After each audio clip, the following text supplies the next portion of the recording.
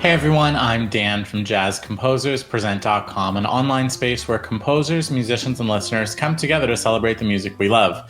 I'm joined today by Fabia Mantwill, Berlin-based composer, arranger, saxophonist, and vocalist.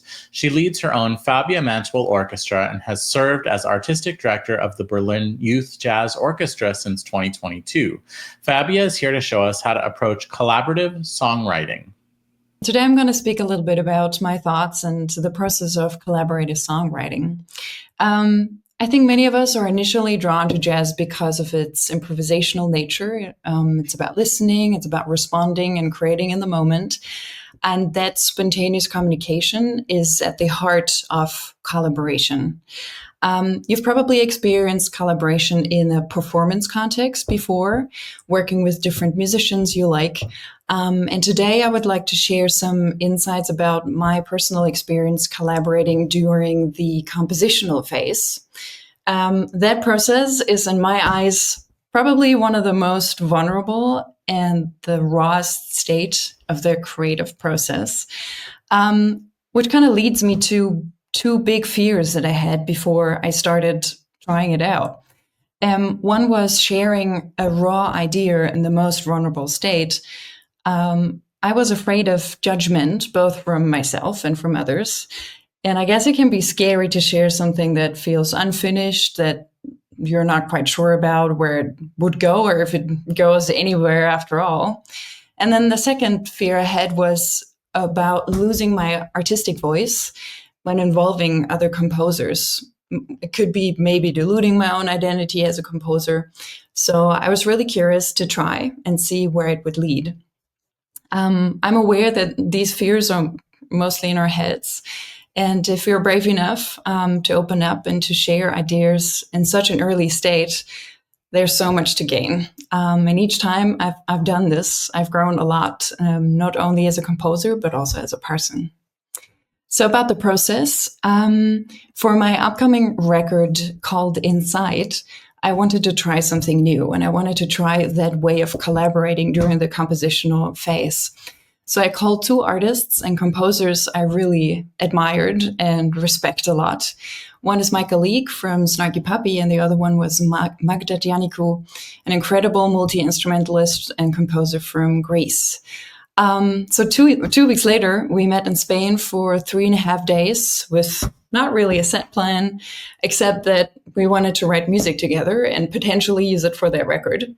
And so I brought along a collection of voice memos and little pieces of papers and, just ideas I gathered over the years, short ideas, grooves, melodic fragments. I would call them seeds. So anything that could potentially become a song. And I think there's various different approaches to do this. What we have done is that we had often worked in separate rooms, so one person per room, on different ideas and different songs. And then we would come together to share and swap songs. Sometimes we also paired up. So Mike and I, or Magda and I, we would go together in a room and working on a section together. And that means like adding layers or reworking something or, ditching something completely and rewriting something. That process can be slower if you're not working by yourself, but working with somebody else and having a direct feedback. But I found that the result was very, very rich. So I feel as composers, we have our personal skill sets, our musical preferences, our taste, whatever, shapes us and our language and the way we write. But when you bring in other artists and other composers who are musically resonating with you in some way, it can open up that space and add more layers, more color to your songs that you might have never find alone. So now I would like to share one case study with you, a song that I wrote together with Mike and Magda for this upcoming record. It's called Whirl the Wheel. It's based on this idea that I brought in, which I wrote in 2021, and it's kind of a groove part with a little bit of a melody on it. And I wrote it and it just stuck with me, and I just didn't really know where to go with it.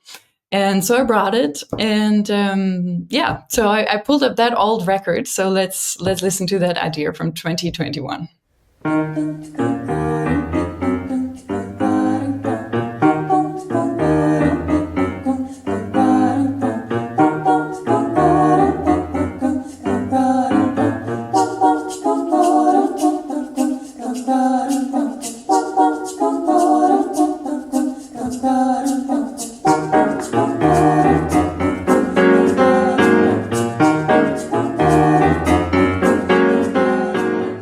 So now let's have a look at the key elements of the songs and how we worked on it together. The piano part that I just played, the bass line and the chords, they're right there in the piano part.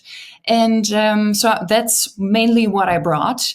And then I told Mike, it's like, I don't really know where this is going to go. Do you think you can write a B part to it? Like some sort of a contrasting element to what's happening before.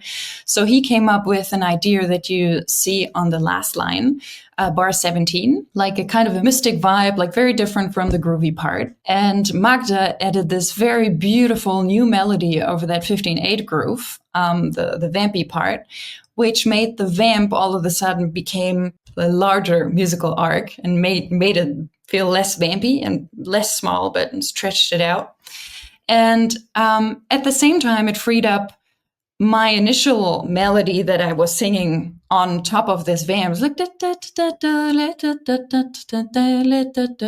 and I think, in fact, that was the element that kind of made me stuck, because I was stuck with that melody and I didn't really know what to do with it. So all of a sudden, just by largening the melody, it freed up that melody that I could use later on for an interlude of the song, but it also gave it a whole other path of the song. And before we listen to the arrangement that I finally did for my orchestra, I would like to point out a few things that you can listen to. So one, I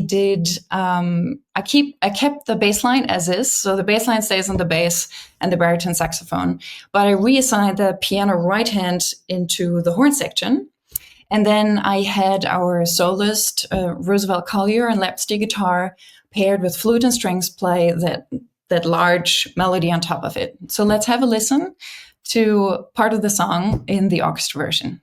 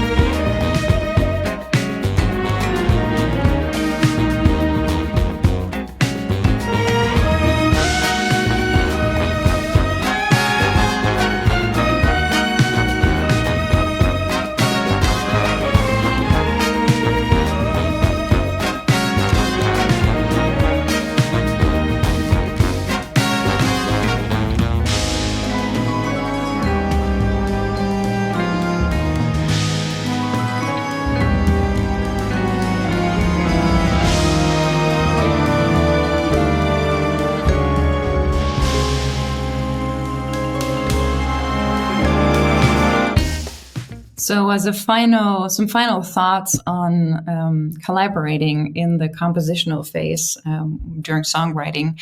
All the songs of my upcoming record, Inside, were written in a similar collaborative way with the same two people. And what struck me the most is that none of the songs feel less personal. In fact, I feel very connected to them and emotionally attached.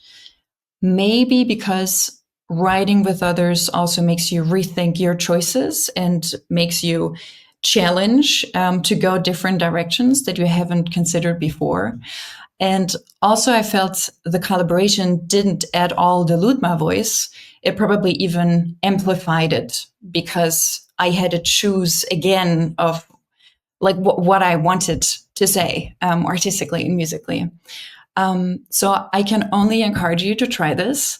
It might not work with everyone, and that's okay. But when it does work out, it's incredibly rewarding, and both your music and you as a person and as an artist will surely be able to benefit from it. Thanks for watching today's mini lesson. Be sure to like, share, and subscribe. Drop any questions, comments, or suggestions for future videos down below. To watch our full-length events and participate in live Q&As with our presenting artists, head to jazzcomposerspresent.com. Thanks, and we'll see you next time.